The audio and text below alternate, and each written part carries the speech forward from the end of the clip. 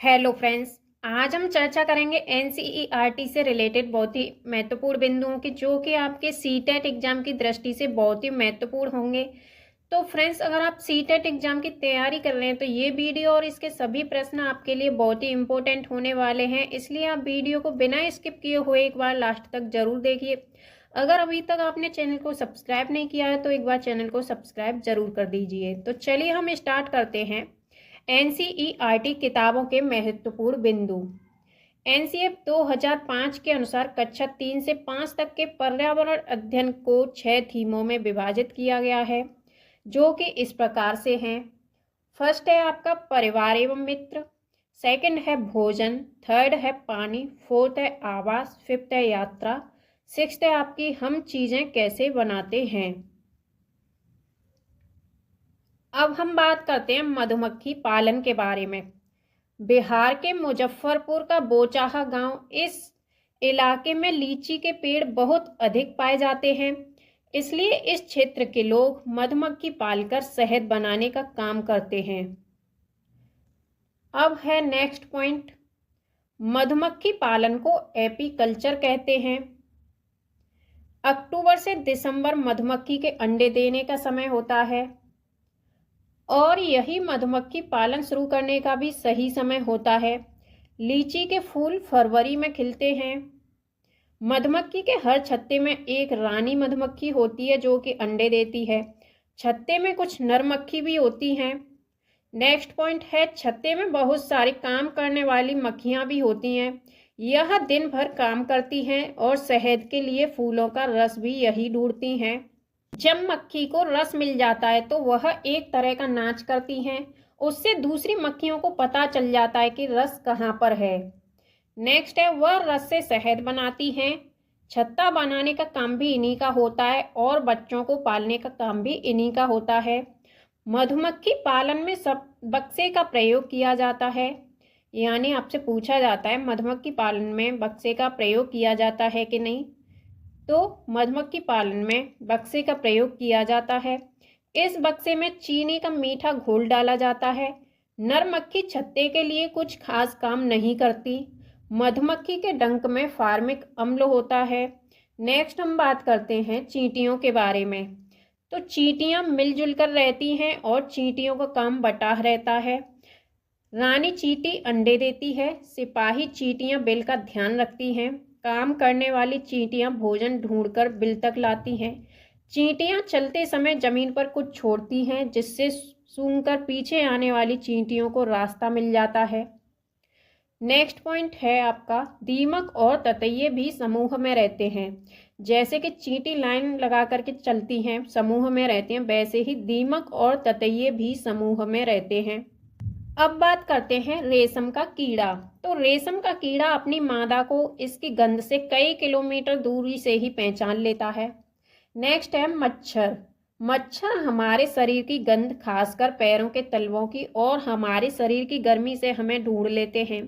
मच्छर पानी में अंडे देते हैं। डेंगू, मलेरिया, चिकनगुनिया बीमारी मच्छरों के द्वारा फैलती है। रुके हुए पानी में या इकट्ठा हुए पानी में मलेरिया के मच्छर पैदा होते हैं, इसीलिए मच्छरों के प्रजनन को रोकने के लिए पानी में तेल डालना उचित रहता है। इससे पानी का पृष्ठ तनाव कम हो जाता है और ऑक्सीजन की आपूर्ति रुक जाती है, जिससे कि मच्छर का लार्वा मर जाता है। नेक्स्ट है आपका कुत्ता। तो कुत्तों की गलियों में अपनी जगह बटी हुई होती है। एक कुत्ता दूसरे के मल मूत्र की गंध से जान लेता है कि उसके इलाके में बाहर का कुत्ता आया हुआ है। अब बात करते हैं हम चूहे के बारे में। चूहों की देखने की क्षमता कम होती है, लेकिन इनके सूंघने, छूने और टेस्ट करने की क्षमता अधिक होती है। अब बात करते हैं उल्लू के बारे में। तो उल्लू अपनी गर्दन पीछे तक घुमा सकता है। मैना, तो मैना झटके से अपनी गर्दन आगे पीछे करती है। अब बात करते हैं चील, बाज और गिद्ध के बारे में। चील, बाज और गिद्ध हमसे 4 गुना अधिक दूरी तक देख पाते हैं। चील की पूंछ खांचे वाली होती है। गिद्ध मरे हुए जानवरों को खाकर जगह साफ कर देता है और आकाश में ऊंचाई पर उड़ता है। नेक्स्ट है कलचिड़ी या इंडियन रोबिन। तो कलचिड़ी घरों के बीच अपना घोंसला बनाती है। इनके घोंसले में पौधों की नाजुक टहनी, जड़ें, ऊन, बाल, रुई ये सब बिछा हुआ होता है। नेक्स्ट है, यह छोटे छोटे कीड़े खाती है। इनकी चोंच अंदर से लाल होती है। अब है कौआ के बारे में। तो कौए के घोंसले में लोहे के तार और लकड़ी की टहनियाँ जैसी चीजें भी होती हैं। कौआ पेड़ की ऊंची डाल पर घोंसला बनाता है। कोयल अपना घोंसला नहीं बनाती, वह कौए के घोंसले में अंडे देती है। कौआ अपने अंडों के साथ साथ कोयल के अंडों को भी सहता है। अब बात करते हैं फाख्ता के बारे में। फाख्ता कैक्टस कांटों के बीच या मेहंदी की मेड़ में अपना घोंसला बनाती है। अब है गौरैया। गौरैया अलमारी के ऊपर, आईने के पीछे अपना घोंसला बनाती है। नेक्स्ट बात करते हैं हम बसंत गौरी के बारे में। तो बसंत गौरी यह गर्मियों में टुक टुक करती है। पेड़ के तने में गहरा छेद बना करके उसमें अंडे रखती है। नेक्स्ट टॉपिक है कबूतर। कबूतर पुराने मकान या खंडहर में अपना घोंसला बनाते हैं। अब बात करते हैं दर्जन चिड़िया। दर्जन चिड़िया अपनी नुकीली चोंच से पत्तों को सी लेती है और उनसे एक थैली सी बना लेती है, फिर उसमें अंडे देती है। अब है शक्कर खोरा। शक्कर खोरा किसी छोटे पेड़ या झाड़ी की डाली पर अपना लटकता हुआ घोंसला बनाती है। इसका घोंसला बाल, मकड़ी के जाले, पतली टहनियाँ, बारीक घास, सूखे पत्ते, रुई, पेड़ की छाल के टुकड़े और कपड़ों के चीथड़ों से घोंसला बना होता है। नेक्स्ट बात करते हैं नर बीवर पक्षी के बारे में। नर बीवर पक्षी अपने अपने घोंसले बनाते हैं। मादा बीवर उन सभी घोंसलों को देखती है, फिर उनमें से जो घोंसला सबसे ज़्यादा पसंद आता है उसमें ही वह अंडे देती है। अब बात करते हैं हम पंछियों के बारे में। तो पक्षी केवल अंडे देने के लिए घोंसला बनाते हैं। जब अंडों से बच्चे निकल जाते हैं तो वह घोंसला छोड़कर उड़ जाते हैं। घोंसला छोड़कर पक्षी अलग अलग जगह चले जाते हैं, जैसे पेड़ों पर, जमीन पर और पानी में। अधिकतर पक्षियों की आंखें उनके सिर के दोनों तरफ होती हैं। पक्षी एक ही समय में दो अलग अलग चीज़ों को एक साथ देख लेते हैं, यानी उन पर नज़र डाल लेते हैं। जब अलग अलग चीज़ों पर केंद्रित करते हैं नज़र, तो उनका देखने का दायरा बढ़ता है। जब वे बिल्कुल सामने देखते हैं तो इनकी दोनों आंखें एक ही चीज़ पर होती हैं और ज़्यादातर पक्षियों की आंखों की पुतली घूम नहीं सकती। वह अपनी गर्दन घुमाकर ही आसपास देखते हैं। पक्षियों के पंख उन्हें उड़ने में मदद करते हैं और उन्हें गर्माहट भी देते हैं। उनके नए पंख आते रहते हैं और पुराने पंख झड़ते रहते हैं। कुछ पक्षी अलग अलग खतरों के लिए कुछ अलग अलग आवाज़ें निकालते हैं, जैसे कि उड़कर आने वाले दुश्मन के लिए एक अलग तरह की आवाज़ और ज़मीन पर चलकर आने वाले के लिए दूसरी तरह की आवाज़। पक्षियों के कान दिखते नहीं हैं, लेकिन उनके सिर के दोनों तरफ छोटे छोटे छेद होते हैं जो पंखों से ढके रहते हैं। पक्षी इन्हीं की मदद से सुनते हैं। अब बात करते हैं हाथी के बारे में। तो हाथी को पानी और कीचड़ में खेलना बहुत पसंद है। इससे उसके शरीर को ठंडक मिलती है। हाथी के कान पंखे जैसे होते हैं। गर्मी लगने पर हाथी अपने कान हिलाकर हवा भी करते हैं। 3 महीने के हाथी 200 किलोग्राम का वजन का होता है। एक बड़ा हाथी दिन में 100 किलोग्राम यानी 1 कुंटल से ज़्यादा पत्ते और झाड़ियाँ खा लेता है। हाथी बहुत कम आराम करता है, एक दिन में केवल 2 से 4 घंटे सोता है। हाथी परेशानी आने पर एक दूसरे की मदद भी करते हैं। नेक्स्ट हम बात करते हैं हाथी के झुंड के बारे में। तो झुंड में केवल हथनियां और बच्चे ही रहते हैं। झुंड की सबसे बुजुर्ग हथनी ही पूरे झुंड की नेता होती है। झुंड में 10 या 12 हथनी और बाकी बच्चे होते हैं। 14-15 साल तक हाथी झुंड में रहता है, फिर वह झुंड छोड़कर चला जाता है। नेक्स्ट बात करते हैं स्लॉथ के बारे में। तो स्लॉथ दिखने में भालू की तरह होते हैं, पर यह भालू से अलग होते हैं। ये दिन में करीब 17 घंटे पेड़ों से उल्टे लटककर आराम से सोते रहते हैं। यह सप्ताह में एक बार ही सोच के लिए पेड़ से नीचे उतरते हैं। जिस पेड़ पर ये रहते हैं उसी के पत्ते खाकर अपना पेट भरते हैं। 40 वर्ष के अपने जीवन में ये सिर्फ 8 पेड़ों पर ही घूमते हैं। नेक्स्ट बात करते हैं बाघ के बारे में। तो बाघ अंधेरे में हमसे 6 गुना बेहतर देख सकता है। बाघ की मूंछें हवा में हुए कंपन को भांप लेती हैं, जिससे उसे शिकार की सही स्थिति का पता चल जाता है और इससे वो अंधेरे में रास्ता ढूंढ लेता है। बाघ अपने इलाके में मूत्र करके अपनी गंध छोड़ता है। दूसरा बाघ इस गंध को तुरंत पहचान लेता है।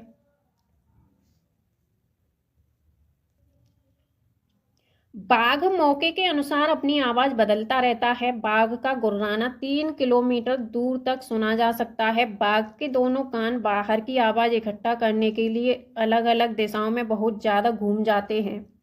बाघ हवा से पत्तों के हिलने और शिकार की झाड़ियों में हिलने से हुई आवाज के अंतर को तुरंत भांप लेता है। नेक्स्ट टॉपिक है सांप या स्नेक। हमारे देश में केवल 4 तरह के ही जहरीले सांप होते हैं। इनके नाम हैं नाग, करेंत, दुबोइया और अफाई। जब सांप किसी को काटता है तो उसके 2 खोखले जहर वाले दांतों से उस व्यक्ति के शरीर में जहर चला जाता है। इस जहर से बचने के लिए उस व्यक्ति को सीरम नाम की दवाई दी जाती है, जो सांप के जहर से ही बनाई जाती है। और सांप के दांत नुकीले होते हैं, लेकिन वह अपने शिकार को चबाकर नहीं बल्कि पूरा निगल कर करता है। सांप के बाहरी कान नहीं होते, वह जमीन पर हुए कंपन को ही सुन पाता है। सपेरों को कालबेलिया भी कहते हैं। कालबेलिया नाच में सांप जैसी मुद्राएं होती हैं। कालबेलिया नाच आपका राजस्थान का फेमस है। लंगूर। जंगल में ऊंचे पेड़ पर बैठा लंगूर अपने पास आती मुसीबत को देखकर एक खास आवाज निकालकर अपने साथियों को संदेश देता है और उन्हें चौकन्ना करता है। नेक्स्ट है मगरमच्छ। तो मगरमच्छ के छोटे छेद जैसे कान होते हैं, लेकिन आसानी से दिखाई नहीं देते। नेक्स्ट है छिपकली। तो छिपकली के भी छोटे छेद जैसे कान होते हैं। और मछलियां खतरों की चेतावनी एक दूसरे को बिजली तरंगों से देती हैं। डॉल्फिन भी अलग अलग तरह की आवाज निकालती है और एक दूसरे से बात करती है। गिलहरी के दांत हमेशा बढ़ते रहते हैं। दांतों से काटने और कुतरने के कारण इनके दांत घिस जाते हैं। बिल्ली के दांत नुकीले होते हैं, जो मांस को फाड़ने और काटने के काम में आते हैं। गाय के आगे के दांत पत्तों को काटने के लिए होते हैं और पीछे के दांत चपटे और बड़े होते हैं, जो घास को चबाने के लिए होते हैं।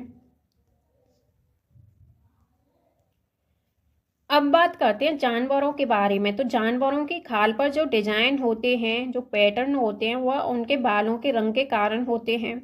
दिन में जागने वाले जानवर आम तौर पर कुछ रंग ही देख पाते हैं। रात में जागने वाले जानवर हर चीज को सफेद और काली ही देखते हैं। बहुत से जानवर किसी खास मौसम में लंबी गहरी नींद में चले जाते हैं, जैसे कि छिपकली। और कुछ जानवर तूफान या भूकंप आने के कुछ समय पहले अजीब हरकतें करने लगते हैं। जंगलों में रहने वाले लोग समझ जाते हैं कि कुछ अनहोनी होने वाली है, कुछ बुरा होने वाला है। जानवरों में भी देखने, सुनने और महसूस करने की शक्ति होती है। और वैज्ञानिकों का मानना है कि कई जानवरों की अपनी पूरी भाषा है। जिन जानवरों के बाहरी कान व शरीर पर बाल होते हैं, वे बच्चे देते हैं। जिन जानवरों के बाहरी कान व शरीर पर बाल नहीं होते, वे अंडे देते हैं। स्तनधारियों की विशेषताओं में इनके शरीर पर बाल का पाया जाना और कान के मध्य भाग में 3 अस्थियों में मेलियन, इनकस व स्टेप्स का पाया जाना प्रमुख होता है। यदि कुछ प्रजातियों को छोड़ दें तो लगभग सभी स्तनधारी वर्ग के जंतु बच्चे देते हैं, तथा जिन जानवरों में यह नहीं पाए जाते वे अंडे देते हैं। नेक्स्ट हम बात करते हैं घास के बारे में। तो घास का पौधा जितना जमीन के ऊपर होता है, उतना उससे कहीं ज़्यादा जमीन के अंदर फैला हुआ होता है। घास की जड़ें बहुत मजबूत होती हैं, इन्हें खुरपी से खोद कर निकाला जा सकता है। अब है बरगद। तो बरगद के पेड़ की लटकन उसकी जड़ों तक होती हैं। ये टहनियों से निकलती हैं और आगे बढ़ते बढ़ते जमीन के अंदर चली जाती हैं। यह जड़ें मजबूत खंभों की तरह पेड़ को सहारा देती हैं। नेक्स्ट टॉपिक है आपका रेगिस्तानी ओक। ऑस्ट्रेलिया में रेगिस्तानी ओक पेड़ पाया जाता है, जिसकी ऊंचाई 11 से 12 फीट होती है और इसकी पत्तियां बहुत कम होती हैं। इसकी जड़ें जमीन के अंदर 250 से 300 फीट तक जाती हैं, जब तक पानी तक ना पहुंच जाए। यह पानी पेड़ के तने में जमा होता रहता है। जब कभी इस इलाके में पानी नहीं होता या पानी की कमी पड़ जाती है, तो वहाँ के लोग इसके तने के अंदर पतला पाइप डालकर पानी निकाल लेते हैं। निपेंथिस नामक पौधा इंडोनेशिया, ऑस्ट्रेलिया और भारत के मेघालय में पाया जाता है। यह पौधा कीड़े मकोड़े और छोटे जीवों का शिकार करता है। यह पौधा लंबे घड़े जैसा दिखता है, जिसके ऊपर पत्ती का ढक्कन लगा हुआ होता है और इसमें से खुशबू निकलती है, जिसकी वजह से कीड़े मकोड़े उसके अंदर फंस जाते हैं। निपेंथिस पौधे को घटपर्णी पौधा भी कहा जाता है।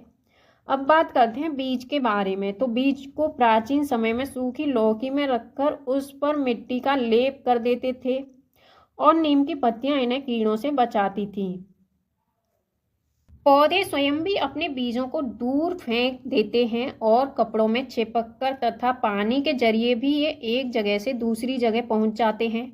सोयाबीन की फलियां पककर फट जाती हैं और उसमें से बीज बाहर निकल जाते हैं। काली मिर्च, सौंफ, गेहूं आदि बीज होते हैं। नाशपाती, भिंडी, करेला, खीरा, टमाटर, चीकू आदि में बीज होता है।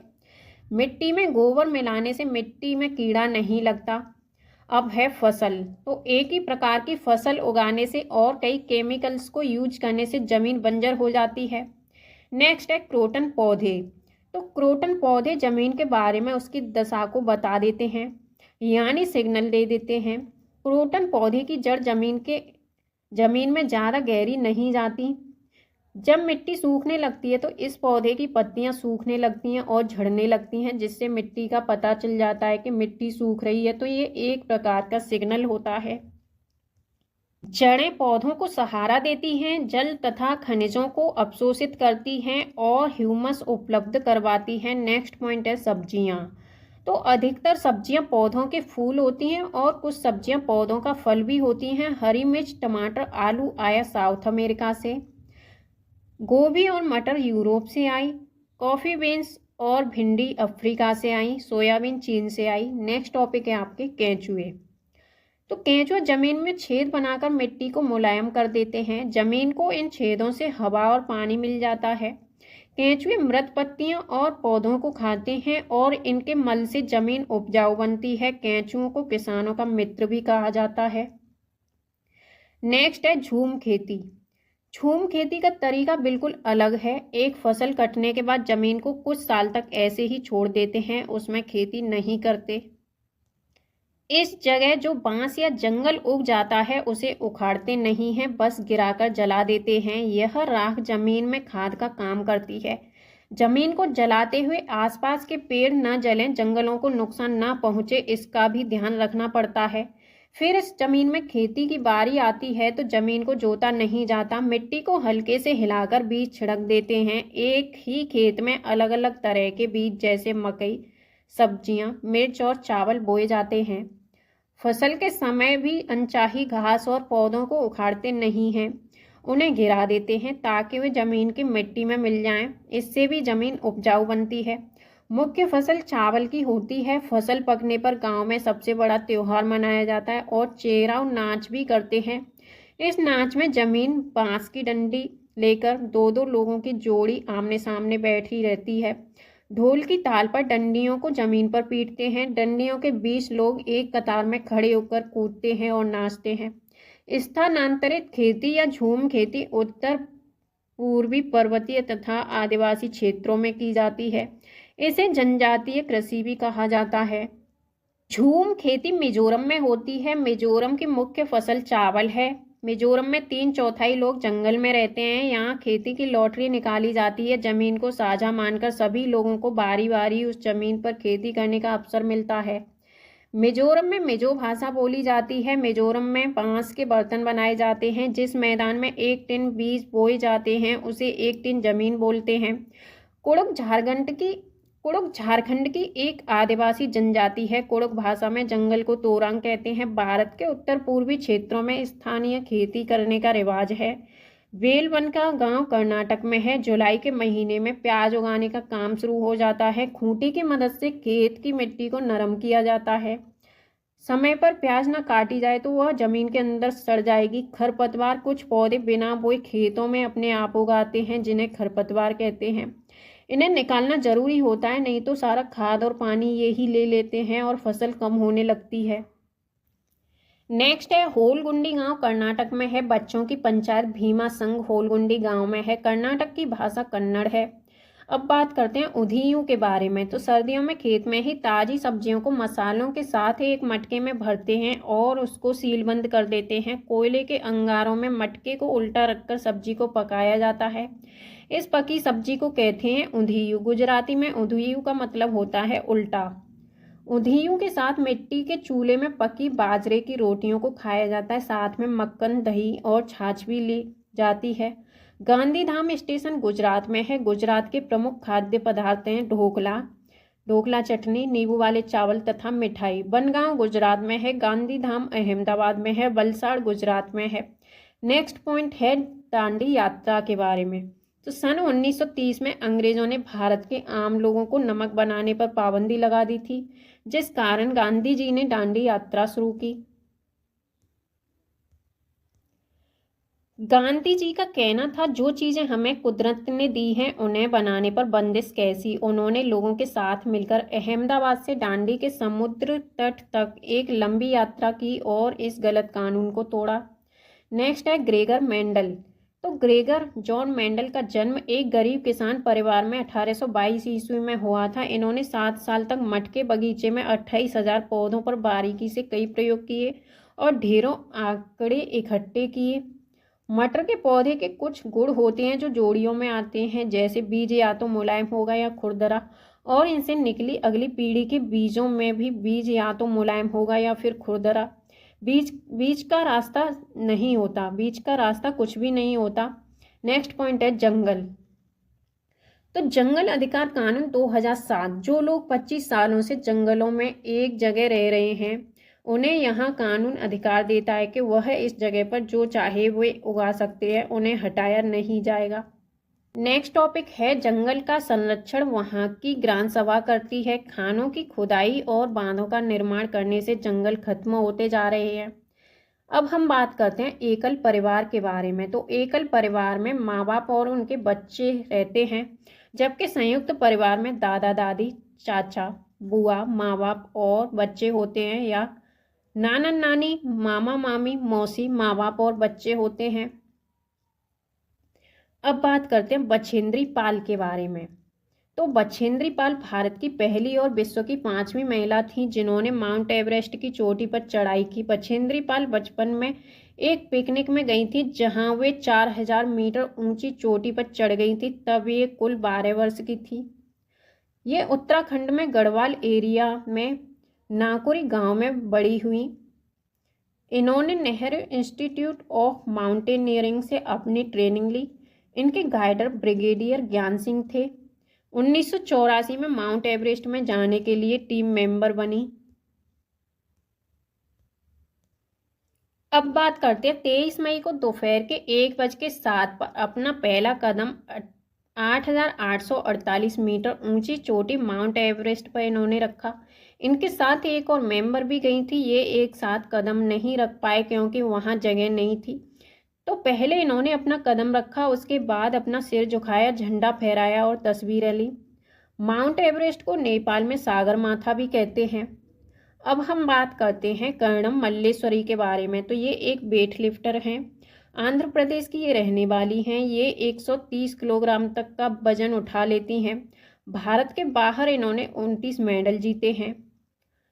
नेक्स्ट पॉइंट है सुनीता विलियम्स के बारे में। तो सुनीता विलियम्स 360 किलोमीटर दूर स्पेस में गई थी। सुनीता विलियम्स ने 6 महीने से ज़्यादा अंतरिक्ष में समय बिताया।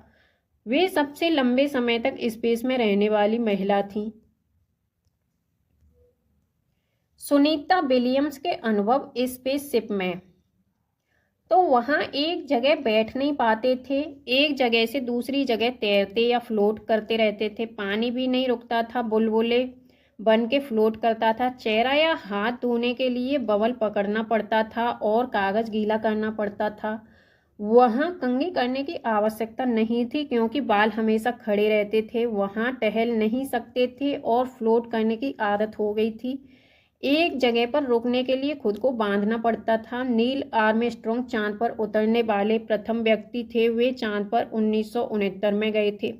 भारत अर्जेंटीना के विपरीत देशांतर पर है, इसीलिए भारत के लोगों के सापेक्ष उल्टे हैं। अब बात करते हैं अल-बेरूनी के बारे में। तो 1000 से भी ज़्यादा साल पहले एक यात्री भारत आए। इनका नाम था अल-बेरूनी। अल-बेरूनी जिस देश से आए हुए थे उसका नाम था उज्बेकिस्तान। अल-बेरूनी ने बहुत ही बारीकी से चीज़ों और जगहों को देखा और उनके बारे में लिखा, खासतौर से वे जो उन्होंने अपने देश से अलग लगी।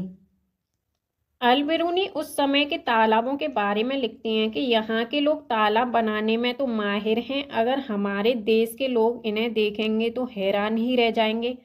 बहुत बड़े बड़े भारी पत्थरों को लोहे के कुंडों और सरियों से जोड़कर तालाब के चारों तरफ चबूतरे बनाए जाते हैं। इन चबूतरों के बीच में ऊपर से नीचे जाती हुई सीढ़ियों की लंबी कतारें होती हैं। लोगों के उतरने चढ़ने के रास्ते अलग अलग होते हैं। यहाँ कभी भीड़ लगने से परेशानी नहीं होती। आज इतिहास पढ़ने वाले लोगों को अल-बिरूनी की किताबों से उस जमाने के बारे में बहुत कुछ पता चलता है। नेक्स्ट पॉइंट है चमकता सितारा यानी गर्ल स्टार। सूर्यमणि एक चमकता सितारा यानी गर्ल स्टार है। चमकते सितारे उन साधारण लड़कियों की असाधारण कहानियां जिन्होंने स्कूल जाकर अपनी जिंदगी बदल दी। सूर्यमणि चाहती थी कि लोग त्योहारों पर अपने गीत गानों को गाएं, उन्हें भूलें ना और अपने पहनावे को चाव से पहने। जड़ी बूटियों की समझ और बांस की चीजें बनाने की कला बच्चे भी सीखें। अपनी स्कूल की भाषा तो सीखें ही, अपनी कुड़ुक भाषा का रिश्ता भी उससे जोड़ें। यह सब तोरंग केंद्र में होता है। तोरंग में कुड़ुक समाज और अन्य आदिवासियों की खास किताबों को संभाल कर रखा गया है। गाने बजाने की कई चीजें जैसे बांसुरी, तरह तरह के ढोल भी हैं। सूर्यमणि 21 साल की थी जब उसने बांस भी दी थी और कई लोगों की मदद से एक केंद्र खोला। उसने इस जगह का नाम रखा तोरंग। कुड़ुक भाषा में तोरंग का मतलब होता है जंगल। नेक्स्ट पॉइंट है केरल। तो केरल के बारे में हम बात करते हैं। फर्स्ट पॉइंट है इसमें, केरल में टेपियोका जमीन के नीचे उगाया जाता है।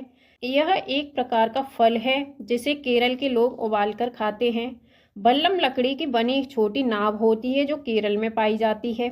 केरल में मलयालम भाषा बोली जाती है। मलयालम में माँ की बड़ी बहन को बलियम्मा और नानी को अम्मूमा कहते हैं। चाचा को चिटप्पन और चाची को कुंजमा कहते हैं और पिता को अप्पा कहते हैं। केरल में एक जगह से दूसरी जगह जाने के लिए फेरी नाव का प्रयोग किया जाता है। केरल को मसालों का बगीचा भी कहते हैं। कथकली नृत्य केरल में होता है। यहाँ केले के फूलों की सब्जी बनाई जाती है। केरल में नारियल के पेड़ अधिक होते हैं। केरल के निकटवर्ती राज्य हैं तमिलनाडु और कर्नाटक। इसकी राजधानी है तिरुवनंतपुरम। गुजरात से केरल तक की यात्रा के बीच में महाराष्ट्र और कर्नाटक राज्य पड़ते हैं। कोझिकोड केरल में है। मल्लापुरम जिला केरल में है। गोवा से केरल तक रेल के रास्ते में 92 सुरंग और 2000 पुल पड़ते हैं। तमिलनाडु भारत के दक्षिण में स्थित है। इसके पड़ोसी राज्य केरल, कर्नाटक तथा तेलंगाना है। नेक्स्ट पॉइंट है असम। तो असम में घर जमीन से 10 या 12 फीट ऊपर होते हैं। ऊंचाई में बनाने की भारी वजह होती है बारिश। ये बांस से बनाए जाते हैं और अंदर भी लकड़ियों का प्रयोग किया जाता है। असम में बांस तथा रस्सी के पुल बनाए जाते हैं। यहाँ बारिश बहुत अधिक होती है, कभी कभी घुटनों तक पानी भर जाता है। यहाँ बांस को गरीबों का टिम्बर कहते हैं। माघ बिहू 14 और 15 जनवरी असमिया कैलेंडर के 10वें महीने माघ की प्रथम एवं द्वितीय तिथि को मनाया जाता है। पहले दिन को उरुका कहते हैं। इस दिन अस्थायी शेड यानी छप्पर बनाते हैं जिसे भेला घर कहते हैं और सामूहिक भोज का आयोजन होता है। बोरा असम में खाए जाने वाले चावलों की एक किस्म है जो पकने के बाद चिपचिपे हो जाते हैं। बिहू त्योहार चावल की नई फसल कटने पर असम में मनाया जाता है। भेला घर घास और बांस से बनाया जाता है।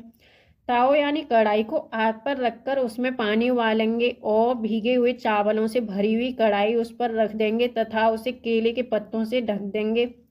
थोड़ी देर बाद चेवा चावल तैयार हो जाएगा। इसमें औरतें पीले रंग के कपड़े पहनती हैं। लड़कियां रंग बिरंगी मेखला चादर पहनती हैं। भात सुक्तो चावल और रसे वाली सब्जी को कहते हैं। अब हम बात करते हैं राजस्थान के बारे में। तो राजस्थान में मिट्टी के घर बनाए जाते हैं। घरों की दीवारें बहुत मोटी होती हैं और इन्हें लीप पोत कर सुंदर बनाया जाता है और उनकी छत कटीली झाड़ियों से बनाते हैं। राजस्थान में टैंक को टका भी कहते हैं।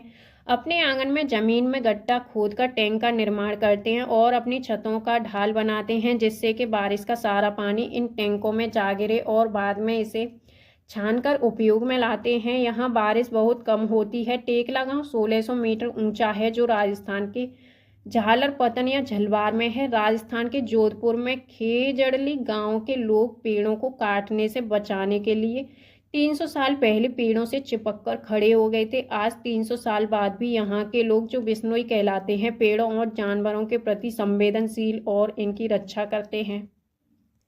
यहाँ शिकार करना और पेड़ों को काटना वर्जित है। रेगिस्तान में होते हुए भी ये गांव हरा है। यहाँ जानवर बिना किसी डर के इधर उधर घूमते हैं। खेजड़ली गांव में खेजड़ी के पेड़ पाए जाते हैं। यह रेगिस्तानी इलाकों में खूब पाया जाता है। इसे ज़्यादा पानी की ज़रूरत नहीं होती। इसकी छाल दवा बनाने के काम में आती है। इसकी लकड़ी को कभी कीड़ा नहीं लगता। इसकी फलियों से सब्जी बनती है। पत्तियों को वहाँ रहने वाले जानवर खाते हैं। टॉपिक है बिहार। फर्स्ट पॉइंट है, बिहार में मधुबनी नामक जिला है। यहाँ त्योहार एवं खुशी के मौके पर घर की दीवारों पर और आंगन में कई तरह के चित्र बनाए जाते हैं। यह चित्र पिसे हुए चावल के घोल में रंग मिला करके बनाए जाते हैं। इन रंगों को बनाने के लिए नील, हल्दी, फूल, पेड़ों आदि के रंग का इस्तेमाल किया जाता है। मधुबनी चित्रकला बहुत ही पुरानी है और इसका नाम इस जिले के नाम पर ही पड़ गया। नेक्स्ट है मनाली। तो मनाली में बारिश भी होती है और बर्फ भी पड़ती है। यहाँ घर पत्थर और लकड़ी के बने होते हैं, जिनकी छतें ढालू होती हैं। नेक्स्ट हम बात करते हैं उत्तर प्रदेश के बारे में। तो उत्तर प्रदेश का कन्नौज जिला इत्र के लिए मशहूर है। यहाँ फूलों से इत्र और गुलाब जल केवड़ा तैयार किया जाता है। उत्तर प्रदेश में कचनार के फूलों की सब्जी बहुत बनाई जाती है। कथक उत्तर प्रदेश का नृत्य है। नेक्स्ट हम बात करते हैं उत्तराखंड राज्य के बारे में। तो उत्तराखंड में पहाड़ों के बीच में एक ऐसी जगह है जहां फूल ही फूल होते हैं और फूलों की घाटी उत्तराखंड फूलों की घाटी कहलाती है। कहीं झाड़ियों में लगे लाल फूल नजर आते हैं तो कहीं पत्थरों के बीच सफ़ेद फूल नजर आते हैं, तो कहीं पत्थरों के बीच सफ़ेद फूल झांकते हुए मिलते हैं। पीले पीले फूलों के लंबे चौड़े कालीन जैसे मैदान भी हैं और कहीं कहीं अचानक घास के बीच छोटे छोटे तारों जैसे नीले फूल दिखाई देते हैं। इस घाटी में इतने सारे फूल साल में कुछ ही हफ्तों के लिए खिलते हैं। नेक्स्ट पॉइंट है आपका अबू धाबी। यह देश रेगिस्तानी इलाके में है। यहाँ की स्थानीय भाषा अरबी है। यहाँ पानी बहुत कीमती है क्योंकि यहाँ ना तो वर्षा होती है और ना ही नदियाँ, झील तथा तालाब हैं। यहाँ रेतीली जमीन के नीचे तेल होता है। यहाँ खजूर के पेड़ अधिक मात्रा में दिखाई देते हैं क्योंकि ये पेड़ रेगिस्तानी इलाके में पाए जाते हैं। अबू धाबी की करेंसी है दिरहम। अबू धाबी में रेत की पहाड़ियाँ, रेत के टीले पाए जाते हैं। नेक्स्ट है आपका लद्दाख। तो लद्दाख में पहुंचने के लिए जम्मू कश्मीर पार करना पड़ता है। लद्दाख को हम ठंडा रेगिस्तान या कोल्ड डेजर्ट भी कहते हैं। लद्दाख में घर पत्थर के होते हैं जिनकी छत और फर्श लकड़ी की होती है। यहाँ कम बारिश होती है और यहाँ पेड़ पौधे नहीं पाए जाते। यहाँ 1 या 2 फ्लोर की बिल्डिंग होती है। घर पत्थरों का होता है, दीवार मिट्टी की और उस पर चूने की मोटी परत चढ़ी हुई होती है। नेक्स्ट पॉइंट है लकड़ियों की सीढ़ी का प्रयोग होता है। मोटे पेड़ का तना छत को मजबूत बनाने में मदद करता है। ग्राउंड फ्लोर में जानवरों को रखा जाता है। जब ज़्यादा सर्दी पड़ती है तो खुद भी ग्राउंड फ्लोर में रहने आ जाते हैं। ग्राउंड फ्लोर में विंडो नहीं होती। गर्मी के मौसम में यह लोग फल सुखा लेते हैं और सर्दियों में इनका इस्तेमाल करते हैं। लद्दाख क्षेत्र भारत का सबसे ठंडा रेगिस्तान है। भारत में ठंडे रेगिस्तान मानसून से प्रभावित नहीं होते क्योंकि वे अधिक ऊंचाई पर होते हैं और हिमालय की वृष्टि छाया में पड़ते हैं। लाल मिर्च, नारंगी कद्दू और सुनहरे पीले भुट्टे यहाँ मिलते हैं। श्रीनगर से लद्दाख जाते हुए कारगिल रास्ते में पड़ता है। यहाँ संकरे रास्ते होते हैं। पहाड़ी इलाकों में नायलॉन का टेंट इस्तेमाल किया जाता है। लद्दाख में झूले झूले का मतलब होता है वेलकम। ट्रॉली, लकड़ी से बना झूले का इस्तेमाल लद्दाख में नदी को पार करने के लिए किया जाता है। स्किटो पुल लद्दाख का एक गांव है। अब नेक्स्ट टॉपिक है चांगथांग।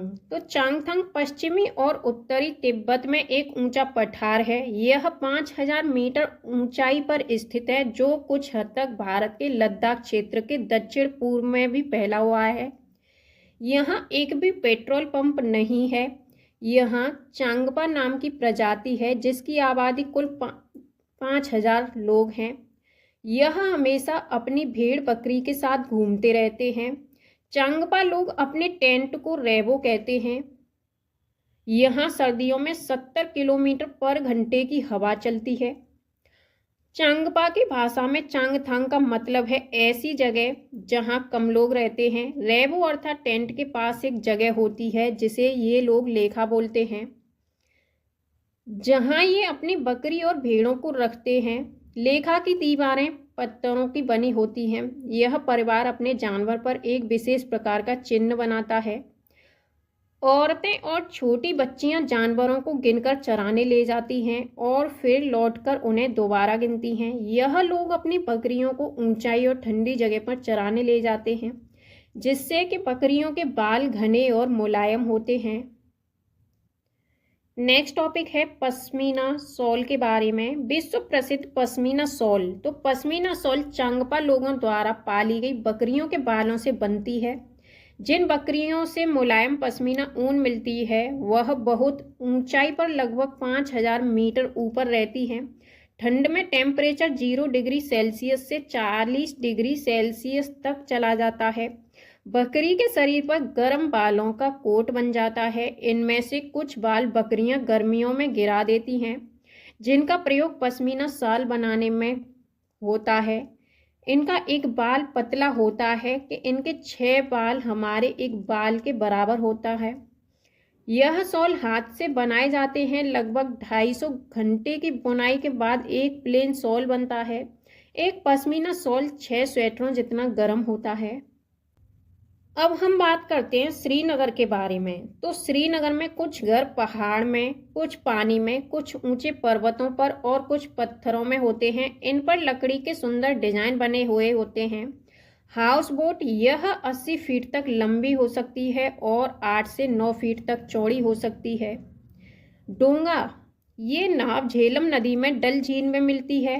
इसके अंदर कई कमरे होते हैं और अंदर से यह एक घर की तरह लगती है। इन पर लकड़ियों के सुंदर डिजाइन बनाए जाते हैं। जो इस छत पर डिजाइन होता है उसे हम खत्म बंद कहते हैं। कश्मीर के गांव में घर पत्थर से बनते हैं और ढलान वाली छतें होती हैं। कुछ पुराने घरों में विशेष प्रकार की खिड़कियां होती हैं जो दीवारों पर निकली होती हैं। इन्हें हम डैब कहते हैं। इनमें सुंदर डिजाइन बने होते हैं। कुछ पुराने घर पत्थरों के बने हुए होते हैं और कुछ ईंटों और लकड़ियों के भी होते हैं। दरवाजे और खिड़कियों में सुंदर मेहराब होते हैं। शिकारा नाव पर्यटकों को आकर्षित करती है। कश्मीर में सरसों के तेल में मछली को पकाकर खाते हैं। गोवा में नारियल के तेल में, और कहवा कश्मीर की एकमात्र खास किस्म की चाय होती है। उर्दू डोगरी कश्मीर की भाषा है। अब हम बात करते हैं आंध्र प्रदेश के बारे में। तो पोचमपल्ली जिला आंध्र प्रदेश में है। इस जिले के अधिकतर लोग बुनकर हैं, अतः इस बुनाई को पोचमपल्ली व कलमकारी के नाम से जाना जाता है। नल्लामड़ा आंध्र प्रदेश में है। मुक्तापुर गांव आंध्र प्रदेश के पोचमपल्ली जिले में है। आंध्र प्रदेश में लोगों का एक समूह एक विशेष कैंप लगाता है। इस कैंप के द्वारा कम उम्र की शादीशुदा लड़कियों को दोबारा स्कूल भेजने में मदद की जाती है। आंध्र प्रदेश की भाषा है तेलुगु। नेक्स्ट हम बात करते हैं मुंबई के बारे में। तो मुंबई भारत का सबसे बड़ा शहर है। दिल्ली से मुंबई जाने के लिए गुजरात, राजस्थान को पार करते हुए महाराष्ट्र में आना पड़ता है। दिल्ली से मुंबई 1400 किलोमीटर दूर है।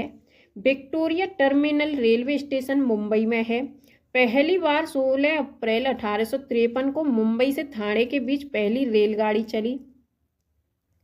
नागपाड़ा और अफसाना मसूरी बास्केटबॉल टीम मुंबई में है। सोलापुर मुंबई में है। कफ परेड मुंबई में है। बच्चू खान प्लेग्राउंड मुंबई में है, जिसका नाम मुस्तफा खान कोच के नाम पर पड़ा। सहजन के फूलों के पकौड़े महाराष्ट्र में खाए जाते हैं। बरली एक पारंपरिक कला है जिसका प्रचलन महाराष्ट्र में है। महाराष्ट्र गुजरात सीमा पर सर्वाधिक देखने को मिलता है। नेक्स्ट हम बात करते हैं गोलकुंडा फोर्ट के बारे में। तो गोलकुंडा फोर्ट आपका हैदराबाद में है।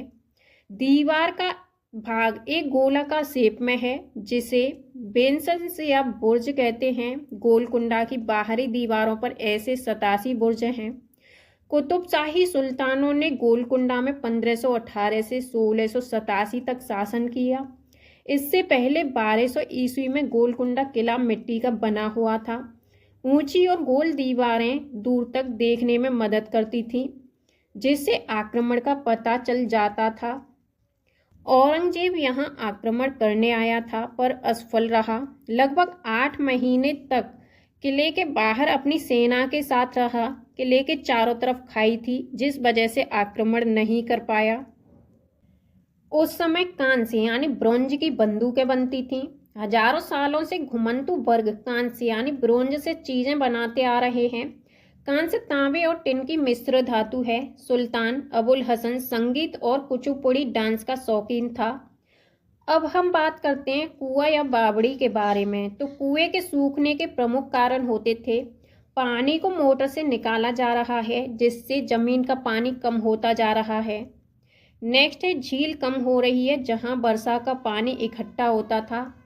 पेड़ और पार्क के चारों ओर की मिट्टी को सीमेंट से ढका जा रहा है, जिससे वर्षा का पानी जमीन तक नहीं पहुंच पाता। सीढ़ीदार कुएं या बावड़ी जल भंडारण तथा संरक्षण की पारंपरिक व्यवस्था के साथ जल स्रोत के रूप में भी उपयोगी होते हैं।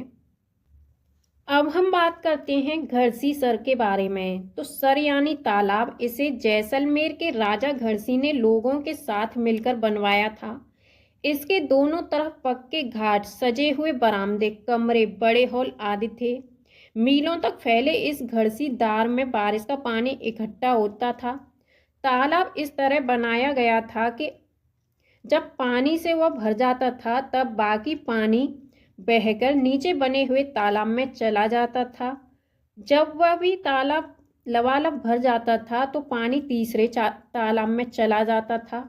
इस तरह 9 तालाब एक दूसरे से आपस में जुड़े हुए होते थे। पूरे साल पानी की कोई परेशानी नहीं होती थी।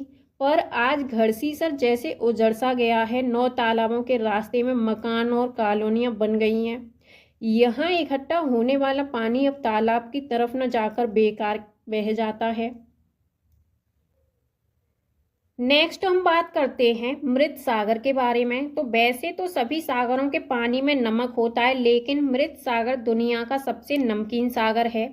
इतना नमकीन कि लगभग 1 लीटर पानी में 300 ग्राम नमक होता है। मृत सागर में हम ऐसे तैर सकते हैं जैसे आराम से लेटे हों। जल में ऑक्सीजन की कमी के कारण मछलियां मर जाती हैं। पानी को साफ करने का सबसे अच्छा तरीका है पानी को उबालना। गंदा पानी पीने से दस्त और हैजा हो सकता है। दस्त या उल्टी में शरीर का बहुत सारा पानी बाहर निकल जाता है। लिंग हु फेन सांप के मांस से बनाया जाने वाला पकवान है, जिसे हांगकांग में खाया जाता है। अब हम बात करते हैं पेट्रोलियम। तो पेट्रोलियम प्राकृतिक रूप से बनता है, पर इसके बनने की गति बहुत ही धीमी होती है। इसके बनने में लाखों करोड़ों साल लग जाते हैं। जमीन से निकलने वाला कच्चा तेल गहरे रंग का गाढ़ा तरल पदार्थ होता है, जिसमें गंध होती है। इसे रिफाइन किया जाता है। रिफाइन होने के बाद इससे मिट्टी का तेल, डीजल, पेट्रोल और वायुयान में प्रयोग होने वाला ऑयल, एलपीजी, मोम, कोलतार, ग्रीस आदि बनते हैं। नेक्स्ट हम बात करते हैं एनीमिया। तो एनीमिया हीमोग्लोबिन या आयरन की कमी के कारण होता है। यह शारीरिक और मानसिक रूप को प्रभावित करता है। इससे बच्चे ठीक से पढ़ते नहीं हैं, उनका एनर्जी लेवल लो हो जाता है और पढ़ाई में ध्यान नहीं रह पाता। अब हम बात करते हैं मलेरिया के बारे में। तो मलेरिया बुखार में कपकपी और ठंड लगती है। रोनाल्डो रॉस ने सबसे पहले बताया कि मलेरिया मच्छरों के कारण होता है। यह भारतीय मूल के थे। मलेरिया को दूर करने की दवाई सिनकोना पेड़ की छाल से बनाई जाती है। नेक्स्ट है लोहा। लोहा यानी आयरन। तो गुड़, आंवला और हरे पत्तेदार सब्जियों में ये मिलता है। भूख लगने का पता मस्तिष्क के हाइपोथैलेमस के कारण पता चलता है। जीभ पर 4 तरह की 900 ग्रंथियां होती हैं। चबाकर खाने से टाइलिन निकलकर स्टार्च का माल्टोज शुगर में बदल देता है, जिससे भोजन मीठा लगने लगता है। पकाने के तरीके होते हैं भूनकर, उबाल के, तल के और सेक कर बनाना। हमारे पेट का टेम्परेचर 30 डिग्री सेल्सियस होता है और पेट में पाया जाने वाला रस अम्लीय होता है और ये भोजन को पचाने में सहायता करता है।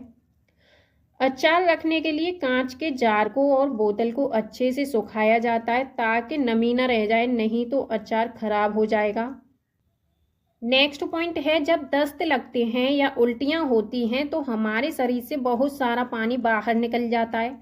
यह शरीर के लिए हानिकारक हो सकता है, इसलिए जरूरी है कि शरीर में पानी की कमी पूरी हो जाए। जब तक उल्टियां और दस्त हों तब तक थोड़ी थोड़ी देर में पानी पीते रहना चाहिए।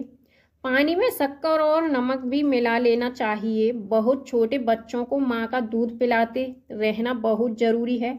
बीमारी रोकने के लिए दवाइयाँ जो घरेलू भी हो सकती हैं ले लेनी चाहिए। ब्रेल लिपि तो एक मोटे कागज पर एक नुकीली चीज से 6 बिंदुओं को उभारा जाता है। फिर उभरे हुए बिंदुओं पर उंगलियों के सहारे ने स्पर्श करते हुए पढ़ा जाता है। यह लिपि ब्रेल लिपि कहलाती है। लुइस ब्रेल फ्रांस के थे। 3 साल की उम्र में अपने पिता के औजारों से खेलते हुए इनकी आंखों की रोशनी चली गई थी। पढ़ाई में बहुत रुचि थी तो यह पढ़ने और लिखने के विभिन्न तरीकों को सोचने लगे और फिर एक तरीका निकाला जो बाद में लुइस स्क्रिप्ट के नाम से जाना गया। नेक्स्ट पॉइंट है, यह स्क्रिप्ट 6 बिंदुओं पर आधारित होती है। अब यह कंप्यूटर के प्रयोग से भी लिखी जाती है। नेक्स्ट हम बात करते हैं नेशनल पार्क के बारे में। तो Jim Corbett national park Uttarakhand में और यहाँ हाथी और चीता पाए जाते हैं। काजीरंगा राष्ट्रीय पार्क असम में है। यह एक सींग वाले गैंडे के लिए मशहूर है और यहाँ हाथी और चीता भी पाए जाते हैं। बांदीपुर राष्ट्रीय पार्क कर्नाटक में है। यहाँ हाथी और चीता पाए जाते हैं। भारत का पहला राष्ट्रीय उद्यान है जिम कॉर्बेट। भारत का सबसे बड़ा राष्ट्रीय उद्यान है हिमिस, जो कि लेह जम्मू कश्मीर में है। नेक्स्ट है, सबसे छोटा राष्ट्रीय पार्क साउथर्न अंडमान निकोबार में है। देश में सबसे अधिक राष्ट्रीय पार्क मध्य प्रदेश में है। विश्व का एकमात्र तैरता हुआ राष्ट्रीय उद्यान केवल नामजाओ, जो कि मणिपुर में है। नेक्स्ट पॉइंट है, देश का सबसे बड़ा बाघ अभ्यारण्य नागार्जुन सागर आंध्र प्रदेश में है। कोंकणी गोवा की भाषा है। पैर की हड्डी टूटने पर 6 सप्ताह का प्लास्टर चढ़ता है। सबसे ज़्यादा चावल उड़ीसा के कालाहांडी जिले में उगाया जाता है। डेरा गाजी खान पाकिस्तान में है। सोहना गांव हरियाणा में है। सोहना से दिल्ली जाते हुए गुड़गांव रास्ते में पड़ता है। गिजुभाई बधेका गुजरात में रहते थे। वे बच्चों के लिए मज़ेदार किस्से, कहानियां और पत्र लिखा करते थे।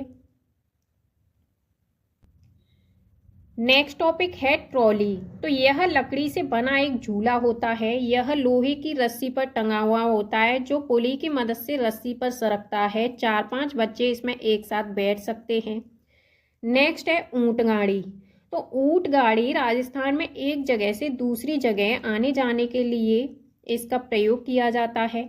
नेक्स्ट है जुगाड़। तो जुगाड़ ये आगे से मोटर बाइक की तरह दिखता है और पीछे से लकड़ी के फट्टों से बना हुआ होता है। नेक्स्ट टॉपिक है बैलगाड़ी। ये मैदानी इलाकों के गांव में प्रयोग की जाती है। अब हम बात करते हैं समुद्र तट के बारे में। तो भारत का पश्चिमी तट अरब सागर के रूप में जाना जाता है, जिसके किनारे महाराष्ट्र, गुजरात, कर्नाटक, केरल तथा गोवा राज्य स्थित है। भारत का पूर्वी तट बंगाल की खाड़ी के रूप में जाना जाता है, जिसके किनारे पश्चिम बंगाल, आंध्र प्रदेश, तमिलनाडु, ओडिशा राज्य स्थित है। नेक्स्ट हम बात करते हैं गैस। तो द्रव से गैस परिवर्तन होने की प्रक्रिया बाष्पीकरण कहलाती है। बाष्पीकरण की प्रक्रिया उस समय सबसे धीमी होती है जब सतह क्षेत्र और तापमान दोनों में कमी होती है। जब सतह का क्षेत्र बड़ा होता है तो तापमान कम या अधिक होने की स्थिति में भी बाष्पीकरण होता है। Carbon dioxide, nitrous oxide, chlorofluorocarbon, methane आदि ग्रीन हाउस गैसें होती हैं। ये गैसें जलवायु परिवर्तन के लिए जिम्मेदार होती हैं और इनसे विश्व में गर्मी बढ़ रही है। भारत में क्लोरोफ्लोरोकार्बन पर रोक लगा दी गई है। हेलो फ्रेंड्स, आज हम बात करेंगे सीटेट एग्जाम से रिलेटेड बहुत ही इम्पोर्टेंट क्वेश्चंस की, जो कि आपके एनसीईआरटी ईवीएस से रिलेटेड होने वाले हैं। तो फ्रेंड्स, अगर आप भी सीटेट एग्जाम की तैयारी कर रहे हैं तो ये वीडियो और इसके सभी प्रश्न आपके लिए बहुत ही इम्पोर्टेंट होने वाले हैं। तो चलिए फ्रेंड्स, हम स्टार्ट करते हैं झूम खेती यानी झूम फार्मिंग के बारे में। इसका फर्स्ट पॉइंट है, एक फसल काटने के बाद जमीन को कुछ वर्षों के लिए वैसे ही छोड़ दिया जाता है, वहां कुछ भी नहीं उगाया जाता है। नेक्स्ट पॉइंट है, उस भूमि पर उगने वाले बांस या खरपतवार को नहीं निकाला जाता है, इन्हें काटकर जला दिया जाता है। राख भूमि को उपजाऊ बनाती है। जब जमीन खेती के लिए तैयार हो जाती है तो उसे हल्का खोदा जाता है, जोता नहीं जाता। खरपतवार व अन्य अवांछित पौधों को भी उखाड़ा नहीं जाता, बस काट दिया जाता है ताकि वे मिट्टी में मिल जाएं। यह मिट्टी को उपजाऊ बनाने में भी मदद करता है। यह मिजोरम में किया जाता है, यानी झूम खेती आपका मिजोरम में की जाती है।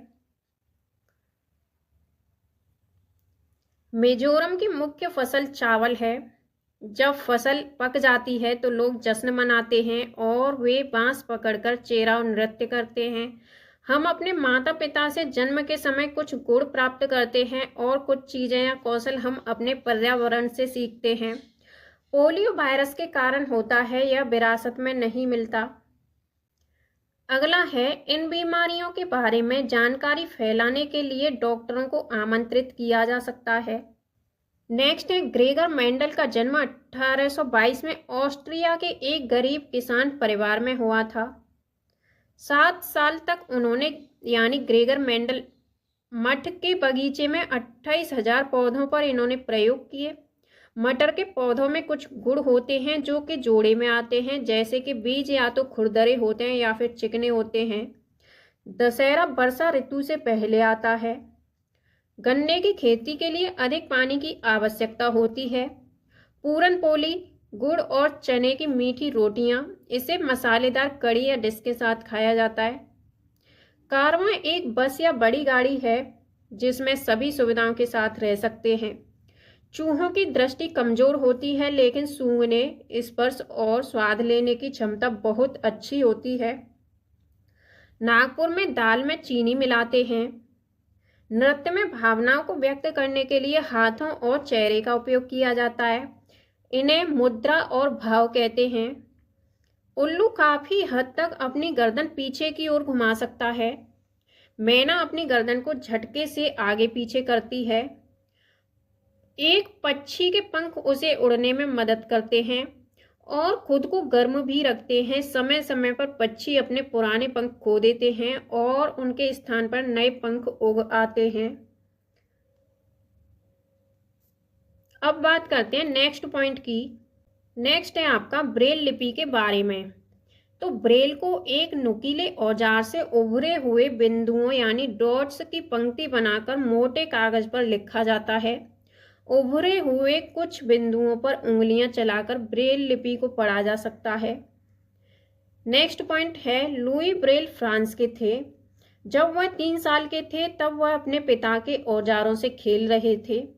अचानक एक नुकीले औजार से उनकी आंख में चोट पहुंच गई। उन्हें दिखना बंद हो गया। पढ़ाई में उनकी गहरी रुचि थी। वह पढ़ने और लिखने के विभिन्न तरीकों के बारे में सोचते रहे। अंत में उन्हें एक रास्ता मिला, छूकर और महसूस करके पढ़ना। पढ़ने के इस तरीके के बाद में ब्रेल लिपि के रूप में इसे जाना जाने लगा। यह लिपि 6 बिंदुओं पर आधारित है। ब्रेल को अब कंप्यूटर का उपयोग करके भी लिखा जा सकता है। यदि आप बच्चों को वास्तविक ब्रेल लिपि दिखाएंगे तो वे इसे बेहतर ढंग से समझ सकेंगे। ईवीएस के बारे में एनसीएफ 2005 क्या कहता है? तो ईवीएस की थीम है, इसकी मुख्य थीम है 6, परिवार और दोस्त, यानी फैमिली एंड फ्रेंड्स। नेक्स्ट है भोजन। नेक्स्ट है पानी। और फोर्थ है आपकी आश्रय। फिफ्थ है आपकी यात्रा करना यानी ट्रैवल। सिक्स्थ है आपकी जो चीज़ें हम बनाते हैं और करते हैं। नेक्स्ट हम बात करते हैं ईबीएस की उप थीम की। तो इसकी उप थीम में आते हैं परिवार और दोस्त, जैसे कि संबंध, काम और खेल, जानवर, पौधे। और अगला है भोजन। भोजन में जैसे कि चखना, पाचन, पाक कला, परिरक्षण तकनीकें, किसान और भूख। नेक्स्ट है पानी। तो पानी उप थीम के अंदर आते हैं जैसे कि आश्रय, यात्रा करना, चीज़ें जो हम बनाते हैं और करते हैं। नेक्स्ट है एनसीईआरटी द्वारा प्रत्येक विषय की गहरी और अंतर संबंधित समझ विकसित करने का प्रयास किया गया है। प्रत्येक विषय वस्तु बच्चों के लिए उपयुक्त भाषा में महत्वपूर्ण प्रश्नों के साथ शुरू होती है, जैसे कि लिंग, वर्ग, संस्कृति, धर्म, भाषा, भौगोलिक स्थिति आदि के अंतर को समाप्त करने की जरूरत है। पाठ्यक्रम का मूल्यांकन एक सतत प्रक्रिया होनी चाहिए और बच्चों का मूल्यांकन तब किया जाना चाहिए जब वह देखता है, पूछता है, खींचता है, समूहों में चर्चा करता है इत्यादि। एनसीएफ अनुशंसा। तो एनसीएफ 2005 अनुशंसा करता है कि स्कूल में बच्चों के जीवन को उनके साथ जोड़ा जाना चाहिए, जैसे कि स्कूल के बाहर जीवन। यह स्कूल घर और समुदाय के बीच की खाई यानी गैप को कम करेगा। यह किताबी या रटंत सीखने को हतोत्साहित करता है। इस आधार पर विकसित पाठ्य पुस्तक रट्टा सीखने को हतोत्साहित करने के विचार को लागू करने का प्रयास करती है। यह हमें राष्ट्रीय शिक्षा नीति एनपीई 1986 में उल्लिखित बाल केंद्रित शिक्षा प्रणाली को प्राप्त करने में मदद करेगा। अब नेक्स्ट बात करते हैं एकीकृत शिक्षा के बारे में। तो एकीकृत शिक्षा क्या है? फर्स्ट पॉइंट है इसका, बच्चा अपने आसपास के वातावरण को समग्र रूप से देखता है और किसी भी विषय को विज्ञान और सामाजिक विज्ञान में विभाजित नहीं करता। इसीलिए क्लास 3rd और 5th में ईबीएस यानी इसमें विज्ञान, सामाजिक विज्ञान और पर्यावरण शिक्षा की अवधारणाओं और मुद्दों को एकीकृत करता है। यह विषय क्लास 1st और 3rd में नहीं है, लेकिन इससे संबंधित मुद्दे और अवधारणा भाषा और गणित का हिस्सा है। ईबीएस की पाठ्य पुस्तक में परिभाषाओं और मात्रा की जानकारी के लिए कोई स्थान नहीं है। यहाँ तक कि पुस्तक में प्रयुक्त भाषा औपचारिक नहीं है, बल्कि बच्चों द्वारा बोली जाने वाली भाषा है। पाठ्य पुस्तक ज्ञान का एकमात्र स्रोत नहीं है, बल्कि लोगों और उनके पर्यावरण, समाचार पत्रों आदि जैसे सभी स्रोतों के माध्यम से ज्ञान का निर्माण करने के लिए बच्चों का समर्थन करना चाहिए। नेक्स्ट हम बात करते हैं लर्निंग विदाउट बर्डन यानी कम बोझ, बिन बोझ की शिक्षा। वास्तव में शिक्षण के लिए दिन समर्पित करने के लिए दैनिक समय सारणी में लचीलापन आवश्यक है। शिक्षण और मूल्यांकन के तरीके भी वर्तमान पाठ्यपुस्तक की प्रभावशीलता को निर्धारित करेंगे। स्कूल में उनके अनुभव को अच्छा बनाने के लिए उच्च प्राथमिकता और स्थान दिया जाना चाहिए और चिंतन, विस्मय, छोटे समूहों में चर्चा और अनुभव की आवश्यकता वाली गतिविधियों के अवसर दिए जाने चाहिए। ईबीएस की पाठ्य पुस्तक बाल केंद्रित है ताकि बच्चों को तलाशने के लिए काफ़ी जगह मिले और उन्हें रटने के लिए मजबूर न किया जाए। स्कूल में अधिकारियों की भूमिका। तो स्कूल के प्रधानाचार्य और शिक्षक बच्चों को अपने स्वयं के सीखने पर विचार करने और कल्पनाशील गतिविधियों और प्रश्नों को आगे बढ़ाने के लिए प्रोत्साहित करने का प्रयास करेंगे। बच्चों को अपने वयस्कों द्वारा उन्हें दी गई जानकारी से जोड़कर ज्ञान उत्पन्न कराना चाहिए। रचनात्मकता और पहल को विकसित करना संभव है अगर हम उन्हें सीखने में प्रतिभागियों के रूप में देखते हैं, न कि ज्ञान के एक निश्चित निकाय के रिसीवर के रूप में। अब नेक्स्ट पॉइंट की हम बात करते हैं। पुस्तक को परीक्षा का एकमात्र आधार नहीं मानना चाहिए, क्योंकि यही कारण है कि सीखने के संसाधनों और साइटों की उपेक्षा की जाती है। तो गाइस आपको ये वीडियो कैसी लगी ये आप हमें एक बार कमेंट बॉक्स में ज़रूर बताएं और एक बार आप चैनल को सब्सक्राइब करके वीडियो को लाइक ज़रूर कर दें। धन्यवाद।